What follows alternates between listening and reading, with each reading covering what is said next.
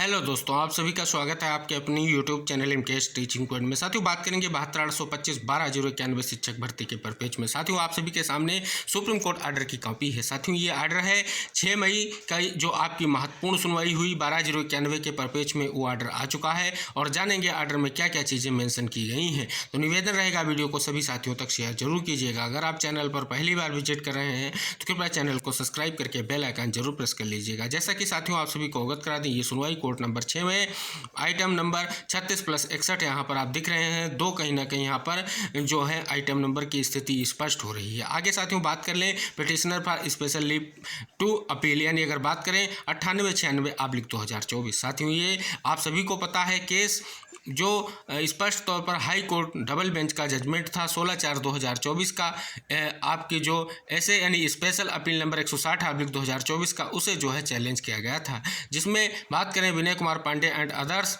Versus secretary basic Shiksha Parishad and others का जो आपका केस था, ये कहीं ना कहीं इस उद्देश्य से किया गया था कि जो हाई कोर्ट डबल बेंच का फैसला आया है उसको लेकर के ये जो है जजमेंट को चैलेंज किया गया था।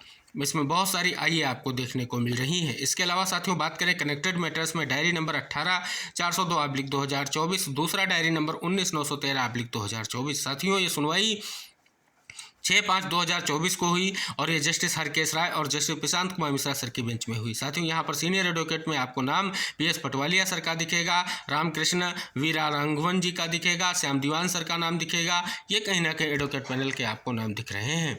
इसके अलावा अन्य भी एडवोकेट जो है कहीं ना कहीं स्पष्ट तौर पर जो है पिटिशनर और रिस्पोंडेंट की तरफ से भी रहे हैं।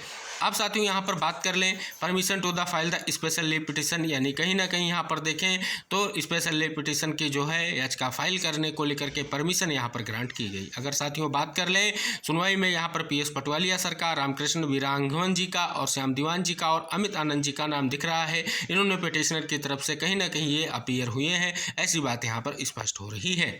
अगर साथियों बात कर लें थर्ड नंबर का पॉइंट क्या स्पष्ट कर रहा है, क्योंकि डबल बेंच ने जो है फैसला जो है अभ्यर्थियों के खिलाफ दिया था, याचिकाकर्ताओं के खिलाफ दिया था, उसको लेकर के कहीं ना कहीं स्पष्ट तौर पर ये स्पेशल अपील दाखिल की गई थी। लेकिन साथियों कोर्ट ने ये माना है कि जो स्पष्ट तौर पर कहीं ना कहीं पिटिशनर को रिलीफ नहीं मिली थी डबल बेंच से, उनको लेकर के जो तर्क दिए गए थे, जो चीज़ें कोर्ट के सामने लाई गई थी, कहीं ना कहीं उसमें ऐसा कोई कारण कोर्ट को नहीं मिला है जिसको लेकर के कहीं ना कहीं याचिकाओं पर आगे विचार किया जाए। तो आप देख रहे हैं थर्ड नंबर पॉइंट का इसका सीधा सा निष्कर्ष यही निकल कर आ रहा है। इस वजह से जो है याचिकाओं को डिसमिस किया जाता है। साथ ही ये भी स्पष्ट किया गया है जो भी पेंडिंग एप्लीकेशन है अगर है तो उनको कहीं ना कहीं डिस्पोज ऑफ किया जाता है। तो ये आर्डर में निकल कर आ रहा है। तो साथियों सीधे तौर पर कहीं ना कहीं जो स्पष्ट तौर पर तर्क उठाए गए थे डिवीजन बेंच के फैसले को लेकर के या डिवीजन बेंच के फैसले को लेकर के जो ये याचिकाएं दाखिल की गई थी, आखिरकार कोर्ट ने उस फैसले में किसी भी तरीके से कहीं ना कहीं स्पष्ट तौर पर ये जो है निष्कर्ष निकाला कि इसमें ऐसा कोई कारण नहीं निकल कर आ रहा है जिसको लेकर के कहीं ना कहीं इस पर आगे विचार किया जाए। तो इस वजह से साथियों देख रहे हैं आर्डर में भी वो चीज़ आपको देखने को मिल रही है। तो जैसा कि साथियों आप सभी को पता है, यहाँ पर आप देख रहे हैं कि सीधे तौर पर स्पष्ट तौर पर अन्य जो भी कहीं ना कहीं स्पेशल अपील्स पेंडिंग है उन पर भी कहीं ना कहीं स्पष्ट किया है कि डिस्पोज ऑफ हो जाएं, ऐसा कहीं ना कहीं आर्डर में देखने को मिल रहा है।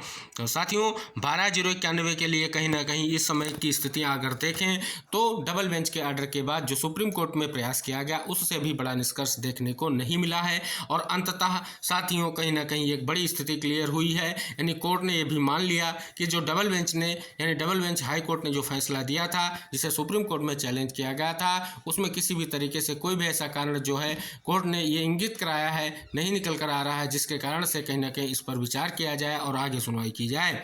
तो साथियों टॉप मोस्ट सीनियर का नाम आप देख रहे हैं, इनके कहीं ना कहीं प्रयास के बावजूद आप देख रहे हैं कि कोर्ट ने स्पष्ट तौर पर आपकी स्पेशल अपील को खारिज कर दिया है। तो इस वजह से साथियों ये याचिकाएं डिसमिस्ड हो चुकी हैं और जिसका सीधा सा कारण आपके सामने आ चुका है। आर्डर में भी चीज़ें निष्कर्ष की ओर बढ़ रही हैं। तो साथियों ये था आपके लिए 12/091 के लिए बहुत ही महत्वपूर्ण, जिसका इंतजार था कि आखिर आर्डर में क्या चीज़ें निकल कर आएंगी।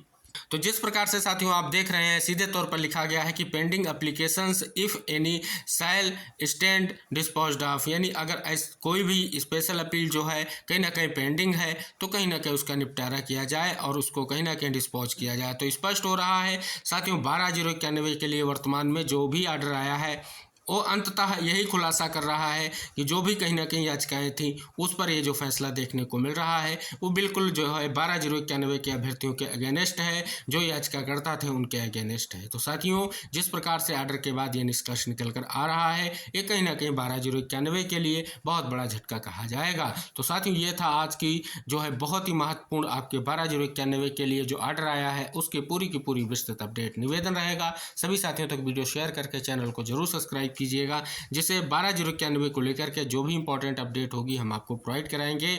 या आपकी 72,825 शिक्षक भर्ती के मुद्दों को लेकर के जो भी स्थितियां होंगी हम आप तक सारी जानकारियां जरूर शेयर करेंगे। मिलते हैं नेक्स्ट अपडेट के साथ, तब तक के लिए बाय बाय, टेक केयर साथियों।